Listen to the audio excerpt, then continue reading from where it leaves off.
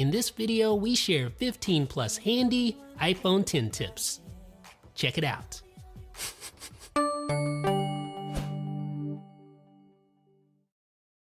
Even though it's smaller than the iPhone 8 Plus, the iPhone 10 is still large enough to where it can be difficult to reach those corners to invoke things like Control Center or Notification Center, and there's no home button on the iPhone 10, of course. So how do you go about invoking reachability to access those hard to reach areas? Well, simply go into Settings, go into General, go into Accessibility. Under the Interaction heading, you'll find a reachability toggle. So just switch that on, it's off by default. And once you do that, just simply swipe down at the bottom of the screen near the home indicator, and that is how you invoke reachability on the iPhone 10. Now, even if you're on the home screen with no indicator, you can still just swipe down at the bottom area to invoke reachability to access all of those hard to reach elements on the iPhone's display. Now, did you know that you can access Control Center and Notification Center using reachability? All you need to do is simply swipe down in the upper right or upper left hand corner of your pulled down display, just like this. Now you can easily access both Control Center and Notification Center without straining your fingers by means of reachability. Now you may find it odd that you can't enable a battery percentage in the iPhone 10 status bar. However, by invoking Control Center, you can quickly access your current battery life.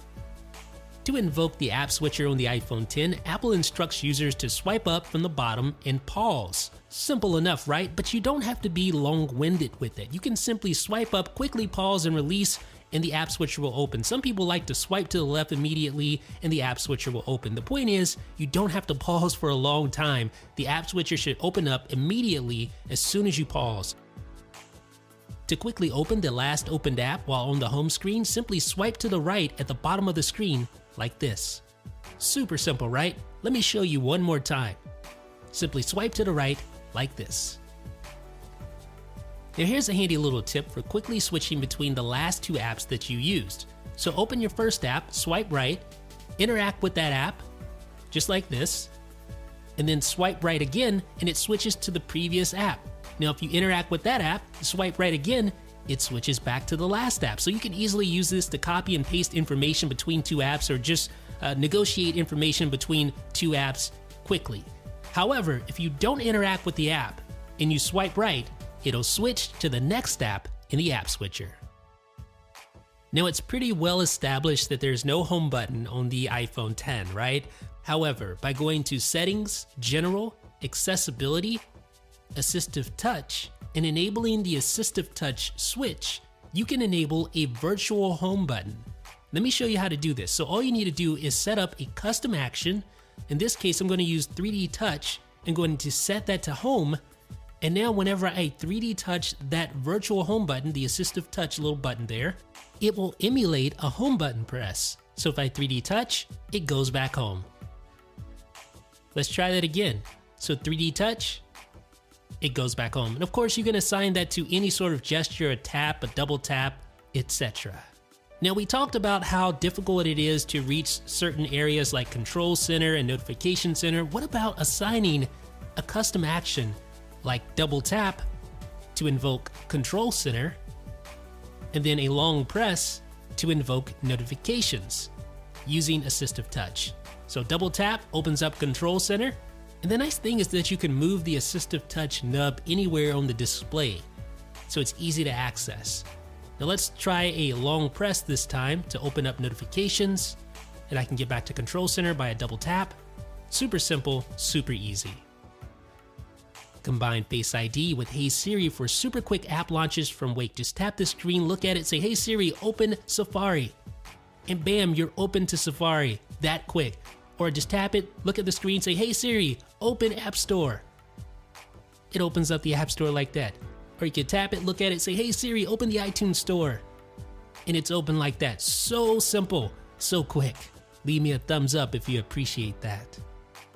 Now I think by now you realize there's no home button, so taking screenshots is going to be a little bit different. You need to use the volume up button plus the side button to take a screenshot. So the nice thing is that in iOS 11, you can do markup with screenshots. It's just much more advanced than it used to be. I actually have a video on taking screenshots down below in the description, so if you want more details, check that video out below.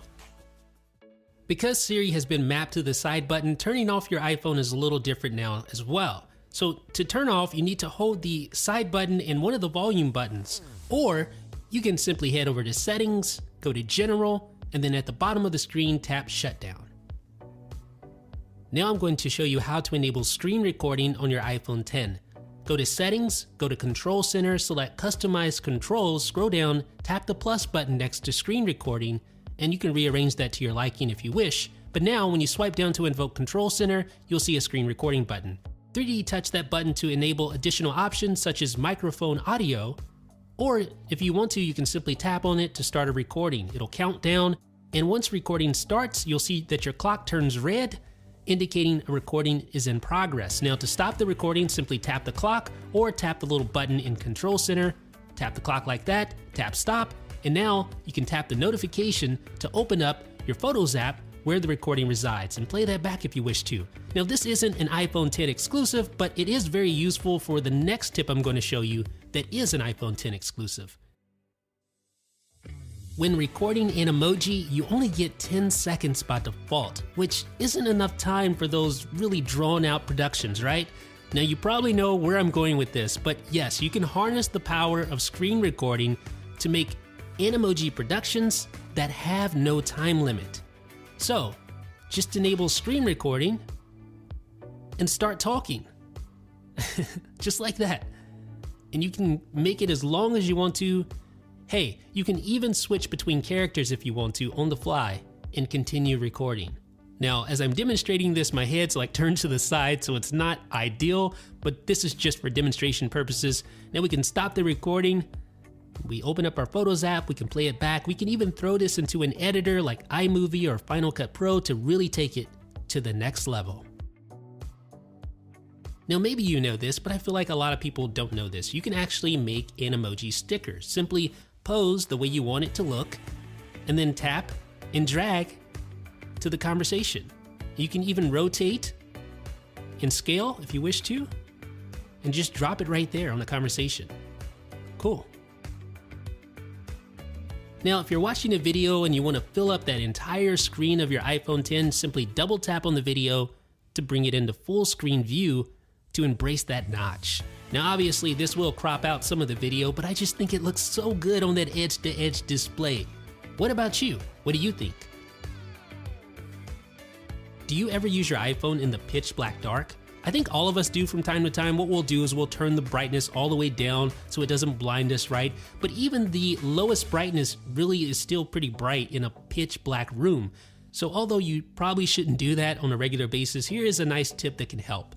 Go to Settings, and then go to General, and then go to Accessibility, go to Display Accommodations next, and then enable Reduce White Point. Now drag that all the way up to 100%, and this allows you to reduce bright colors beyond what's possible with the normal brightness slider. So let me show you how it works. So let's first go back to our home screen, and then invoke Control Center, and then turn the brightness all the way down. Notice you can barely even see it now because it's so dim. But if you were in a pitch black room, you would be able to see it better, right? Now I understand that having to venture all the way into accessibility and display accommodations isn't the most ideal thing when you just want to quickly reduce the white point. So with that in mind, you can assign a shortcut to reduce white point. So just scroll all the way down under accessibility and then select accessibility shortcut and then enable reduce white point. Now when you triple press the side button, it's going to enable reduce white point, and then simply turn down the brightness to a comfortable level. Now I will say, at least on the OLED display, that enabling reduce white point can have the tendency to reduce the fidelity of text. Keep that in mind. iOS 11 features a pseudo dark mode that you can enable via Settings, General, Accessibility, and Display Accommodation. So you see invert colors there, enable Smart Invert, and you will invert colors to give you sort of a pseudo dark mode. It's not a real dark mode. It doesn't work within all apps.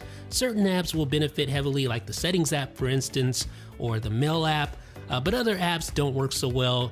But for the ones that do, it's great because of course the iPhone X has that new OLED display for super high contrast ratio. You get super dark inky blacks, and that makes darker interfaces look particularly good. It's going to be great for nighttime reading and browsing, and like I did earlier for reduced white point, I assigned a shortcut to Smart Invert, which allows me to quickly invert the screen for that pseudo dark mode in supported apps, just like this.